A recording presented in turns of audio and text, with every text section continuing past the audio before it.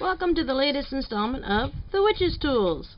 Today we are going to talk about crystals and gems and stones and all kinds of pretties. Good morning and merry meet. Today I'm talking about my husband's favorite subject, rocks. My husband's a geologist. In witchcraft and magic, we recognize that with life being in all things, stones resonate an energy of life and potential for magic in all different kinds of forms and types of minerals. Most commonly, crystals are found in mountains and rocks. This is a geode. It's in the hole inside a rock, and you can kind of see the teeny tiny little crystals there. And this was a present from my husband for our first anniversary. So there's a little miner in there, and he's a geologist. So anyway, it's cut and polished, so you can see the different layers of the rock and see the little bubble with the crystals in it. On the other side is just like an ordinary rock. You wouldn't know that it was spiffy doodles until you opened it. Inside these geodes you'll find crystals of all sizes. These are amethyst, and these are clear crystal quartz. And you can see that the layers of purple on the underneath them, this is in fact an amethyst also, but it's a baby amethyst. So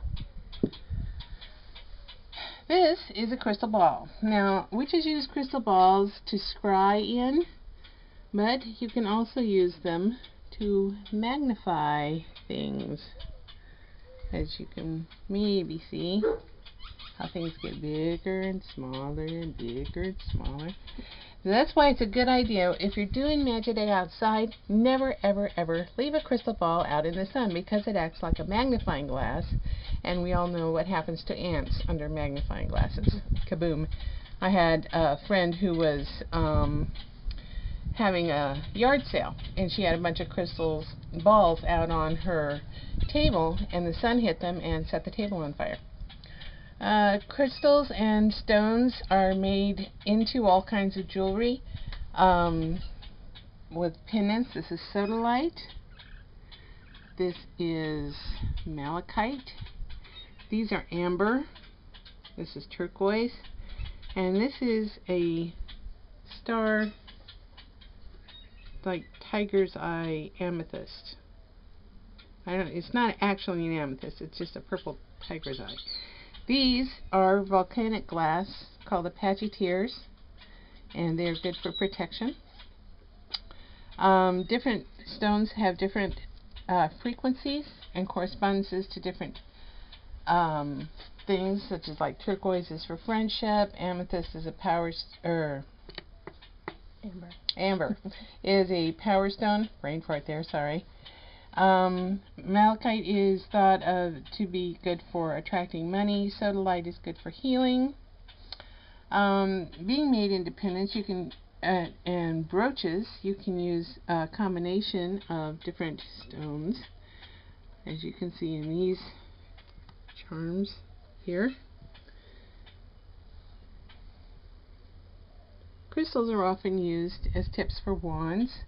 These are not polished, these are fresh out of the rock face, but you can still see the points on them. I use them in creating my wands quite a bit. Hematite is good for absorbing and banishing negativity. If you want to get rid of it, you use it to absorb the negativity, and then you like throw it in a stream and it carries the negativity away. This is a little crystal that you hang in the window, and it throws rainbows all over the room, which is good positive magic. This is more malachite that was formed into beads for a necklace. This is, I think this is jade. I'm not quite sure. You can get all kinds of stones for your magic in metaphysical shops or curio shops that have bins of polished semi-precious stones. There's all kinds here. This looks like sulfur and turquoise and lots of amethyst. We've got aventurine. We have some mixed agate stones. We've got this is another form of malachite. All kinds of clear crystal rolled. This is a snowflake obsidian. I love these. They're so pretty. And then we have the tiger's eyes. I don't know if you can really see the sheen on them very well here because the light's a little funky.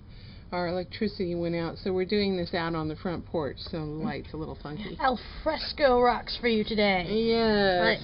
More hematite. I know that one. Yeah. This ring was my mom's, and she loved lapis lazuli.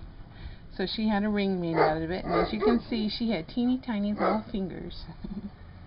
So this is very special for me. Lapis lazuli is also a great healing stone.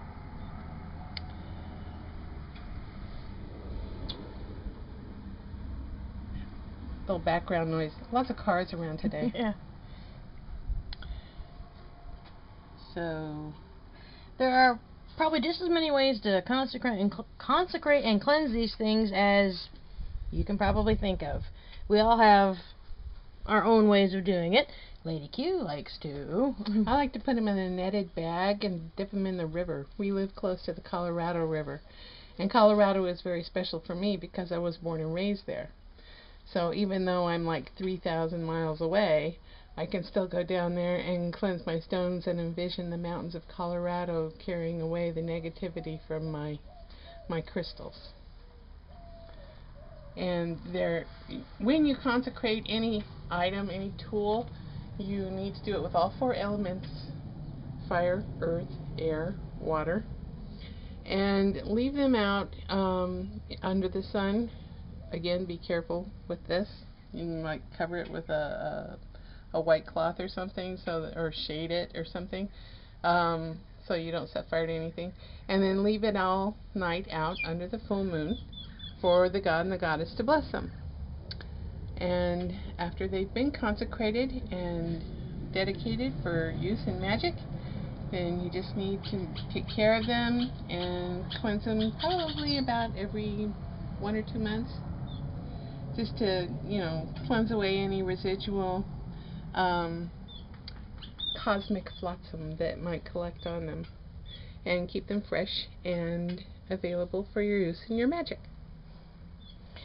I've always managed to cleanse anything that I find like this. I've done the salt water and leave it under the moon, and then go through my typical, get a little earth on it, rinse it off with some water, throw it through some incense air, wave it through some fire, all the elements presented under the full moon, and Robert, your brother's uncle, they're ready for work.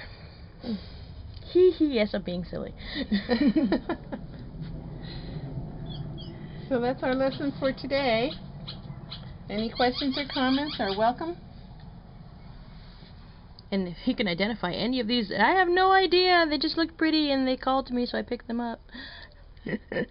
Yeah, being able to recognize the energy of a stone is a lot like when you are looking at an aura with your third eye. It's like listening to the frequency of the stone with your third ear. It's like picking out a station on the radio in your car. You just kind of keep, keeping your inner receiver open until it hits, and you connect with it and listen to what it has to say and use it for whatever it wants to be used for. Thus endeth the lesson for today in our al fresco demonstration of stones, rocks, gems, crystals, and all kinds of pretty things you can put on your altar. Blessed be. Blessed be.